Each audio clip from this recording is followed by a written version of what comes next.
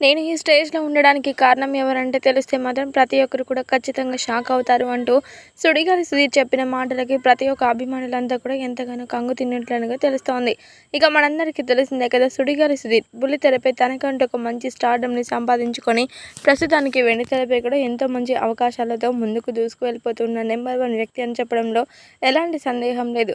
ఇటుపక్క బుల్లితెరపై అలాగే అటుపక్క వెండితెరపై కూడా తనదైన శైలిలో అందరు ప్రేక్షకుల మదిల్ని దోచుకుంటున్న సుధీర్ మాత్రం ఇప్పుడు తన కెరియర్‌లో ఎవరు ఇంపార్టెంట్ అనే వ్యక్తిని చెప్పి అందరిని కూడా ఎంతగానో షాక్‌కి గురి చేసినట్లుగా తెలుస్తుంది.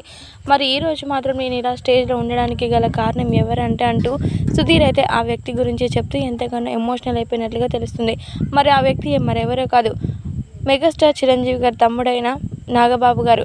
ఎందుకంటే మనందరికీ తెలిసిందే కదా, జబర్దస్త్ కామెడీ షో ద్వారా నాగబాబు గారు అలాగే సుడిగాలి సుధీర్ వీరిద్దరు కూడా ఎంతో మంచి సన్నిహిత్యం కలిగినట్లుగా మారిపోయారు. మరి ముఖ్యంగా చెప్పాలంటే వీరిద్దరి మధ్య తండ్రి కొడుకుల బాండింగ్ కూడా బాగా ఏర్పడిపోయింది. ఇక ఇప్పుడు అందరం కూడా చూస్తూనే ఉన్నాం. ఇంద్రజ గారికి అలాగే సుధీర్కి కనుక తల్లి కొడుకుల బంధం ఎలా అయితే ఏర్పడిందో అలాగే జబర్దస్త్ శ్రీ సాక్షిగా నాగబాబుకి అలాగే సుడిగాలి సుధీర్కి అంతే అద్భుతమైన బాండింగ్ ఏర్పడిందని చెప్పొచ్చు. అయితే తను మాత్రం సుధీర్ని ఎప్పుడు కూడా మోటివేట్ చేస్తూ సుధీర్ ఎప్పుడు కూడా నువ్వు మంచి పొజిషన్కి వస్తావురా అంటూ చెప్పేవాడట. మరి ఆ మాటల్ని ఎంతో ఇన్స్పిరేషన్గా తీసుకున్న సుడిగాలి సుధీర్ మాత్రం ఎంతో హ్యాపీగా ఫీల్ అయిపోతూ ముందడుగు వేశారట. ఇక మొత్తానికైతే సుధీర్ మాత్రం ఇప్పుడు మాత్రం నాగబాబు గురించి చెప్తూ ఎంతగానో హ్యాపీగా ఫీల్ అయిపోయినట్లుగా సమాచారం.